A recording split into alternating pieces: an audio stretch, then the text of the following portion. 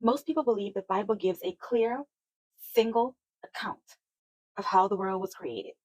But the truth is, there are two different creation stories in the book of Genesis.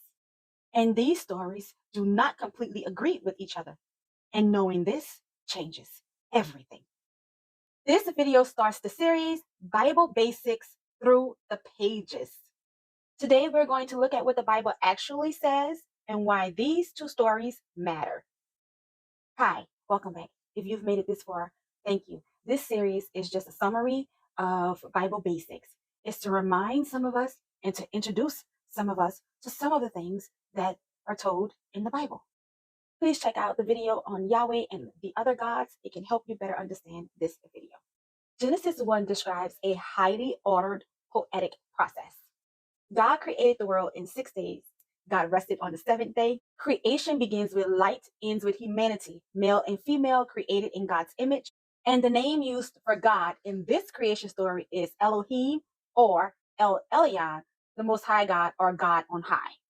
Now remember, El Elyon was introduced to us by Melchizedek. So this version of the creation story is more priestly, structured, and emphasizes divine order. Genesis 2 shifts gears. The earth is already formed, but no plants have grown.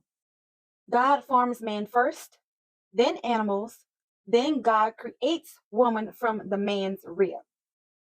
The name used for God in this creation story is Yod-Heh-Vav-Heh, Elohim, or the Lord God. This version of the creation story is more intimate, rural, and human-centered. These are not duplicate stories. They come from different traditions edited together later. Remember, the Bible isn't a single book written by a single person. It is a library of documents collected over centuries, often blending older traditions.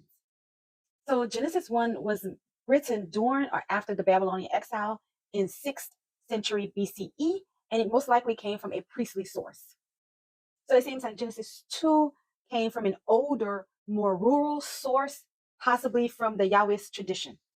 These stories were preserved together, not because they matched perfectly, but because they were considered sacred. The editors didn't erase the differences, they embraced the differences. This tells us something very important, that the biblical authors were okay with complexity. They were comfortable with it. And you and I both can be comfortable with it as well. So remember, in our Back to Basics series, we talked about how ancient Israel lived alongside Egyptians and Babylonians and Canaanites and other nations. So they influenced all of these things. And each of these cultures had their own creation story. For example, Babylonians had the Enuma Elish.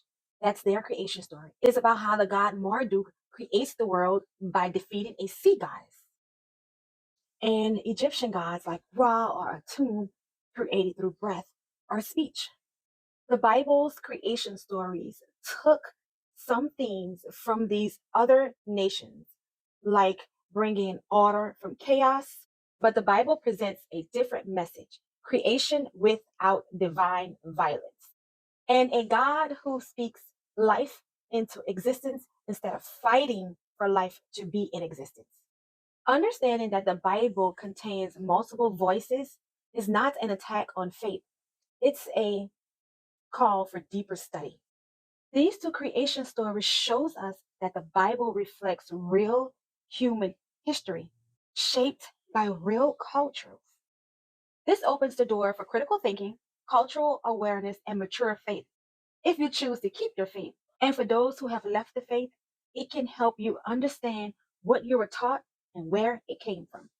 So in our next video, we're going to dibble and dabble just a little bit in the biblical covenants.